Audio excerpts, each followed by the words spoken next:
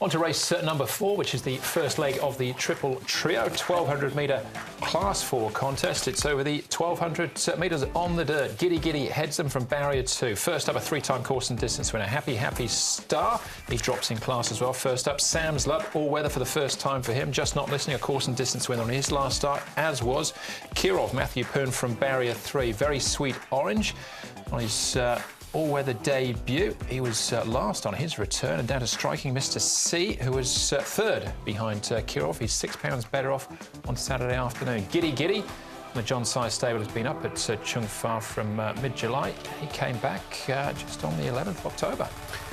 Well, you would think there'd be some pace in this. Very Sweet Orange, Grand Harbour, Giddy Giddy, Happy Star, Striking Mr. C led all the way in another trial. Just Not Listening was quite handy to the pace. Sam's Love, they've got him back in the field. They had him leading last time, but they opted to go back, so I'm not sure where he'll be. Sam's Love trialled really well on the surface before his last start, and he's coming on to the all-weather.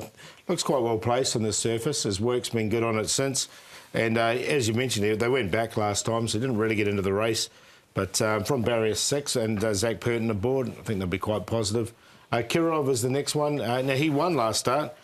Can he put two together? That's the million-dollar question with Kirov. He always looks good and always works well, but hasn't managed to do it in the past. But he's doing what he has to do. And Striking Mr. C, I thought I'd show it, but he has been declared a roarer, this horse, so just take note of that as well. And he's got barrier 9, which might make it a bit tricky for him, but he looks OK. Loads of speed. It'll be interesting to see where he slots in. We'll start off with the horse we just saw there, Kirov, and his jockey, Matthew Poon. Matthew, you won on Kirov last time. Just talk us through that race. Kirov, last time he draw a little bit wide and that race heaps of speed. So we try to ride him a little bit quiet and then see if he can finish off. We are a little bit surprised he finished off quite strong. You mentioned when he won last time there was a lot of speed on. You were able to get back and finish over the top of them. Again, you're facing similar opposition. There looks to be good speed on. Are you confident about his chances for tomorrow? Yeah, actually, like on the third track, you don't know how strong the speed. Third track need to build up the momentum. So this time draw good barrier. If everything worked out well, I think he also still finish off very strong. He's not a horse that wins regularly, but you've won twice on him. You've got a good record on this horse. What's the important thing to get the best out of him? As I said, the most important thing is his rhythm. Because he is a big animal, I think he really 1,200 pounds. Yeah, so if he can build up his momentum, he can finish off. Interesting at the moment, Kirov, 27 and 1.7 place favourite at the moment. It's early days in the market, but that's Matthew Poon's thoughts. Interesting ones as well. We'll keep moving. Just Not Listening, another last start winner.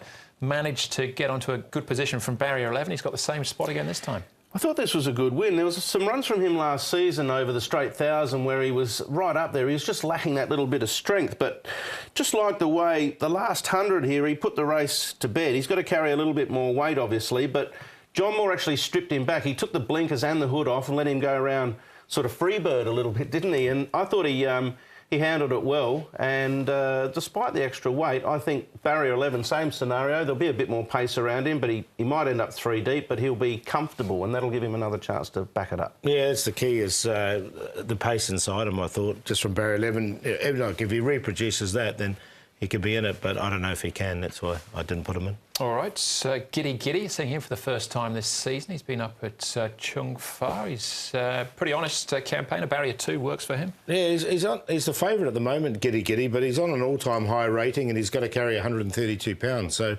I didn't put him in. I just think he's got to improve again to win. And although this was quite a good trial, I thought there was value elsewhere. Yeah, look, he'll bounce from the 2. He'll be there.